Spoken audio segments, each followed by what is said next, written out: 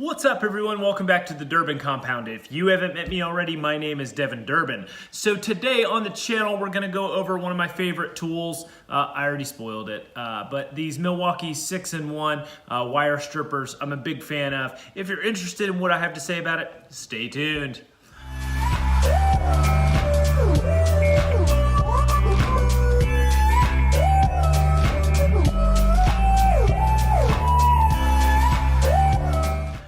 All right, guys, so as we just got done with the Christmas holiday, I received a Home Depot gift card, and guess what? I picked up another set of these bad boys. So I use a pair of these at work. I switch in between these and the Klein. I think they're the Klein Curve. I think that part number is like 12055, I think is the Klein set that I use.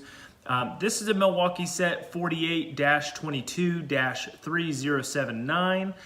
These I'm a big fan of. I've already worn out one of these pair. They're really a good all-in-one tool. I love a wire stripper for stranded wire and solid wire. These things, I love that they have a scale on both sides. You have a scale for stranded, you have a scale for solid. Really, really slick, no guesswork, no having to know it right off the top of your head. Maybe it makes you lazy and complacent, but it's very easy to use. So these things cut through Romex and any of your stranded wire with ease. I mean, they basically take the place of diagonal cutters, lineman's pliers, and a stripper all in one. So I use the jaws at the end to tighten wire nuts sometimes if I need something really tight.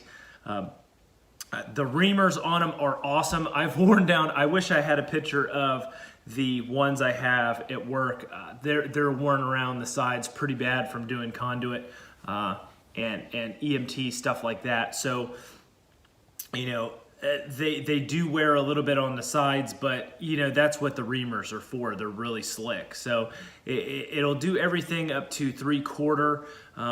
You can kind of tip the plier in there at a different angle if you want to do bigger than that, but I'm usually not into anything bigger than 3/4. So you know, those rare instances where I'm doing 1-inch rigid or something like that, you know, you have your own reamer for that. So the bolt cutters, I never use the bolt cutters. I use the bolt cutters at home because usually most of the time I'm coming up with, you know, little screws that need cut that are, you know, a little too long for the project that I'm doing. So I see that these are gonna come in handy when I use them at home. But as far as at work in a facilities maintenance type of setting, I don't use these bolt cutters at all. Usually have this stuff readily available. We have a lot of stuff on a shelf for that kind of thing. I highly recommend these pliers. Now I do recommend the Kleins as well. I go back and forth with the Kleins. The Kleins are the exact same plier.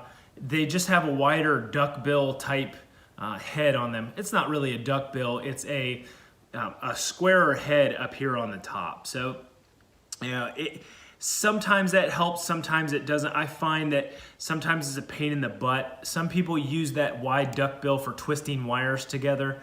I'm not a fan of twisting wires together. Sometimes I'll twist my grounds, but otherwise I just put them in a wire nut, and I use pliers to tighten my wire nut down to get my twist going. So that's just the way I do it. I'm not a certified electrician by any means. I'm not an absolute expert in every field, but these work good for me all around. So if you're a guy that's a jack of all trades, needs to be able to do just about anything and everything, this is a good plier for you. I would also say that this is an awesome electrician's tool. This is a great electrician's tool under 30 bucks. These come in at $25. If you need a stripper, you're looking for a wire stripper, not a stripper, these are awesome. These have held up. They withstand the test of time. I think the other set I have is probably 4 or 5 years old, and they've held up quite well. I don't need to replace the ones at work, but I'm getting a set for home. So at 25 bucks, they're under that $30 mark to make it an awesome tool under 30 bucks. And heck, I had a gift card, so why not? These are sweet. So these will be going in my toolbox. They'll stay probably shiny like this because Electrical work around the compound is few and far between, but when I need it, and I want to have nice tools there in the toolbox. If you work with electricity as your daily, these are a good tool. I mean, I see electricians bounce around between all the different brands. Everybody has their own opinion on what is good, what's bad, and different. But nonetheless, I highly recommend these.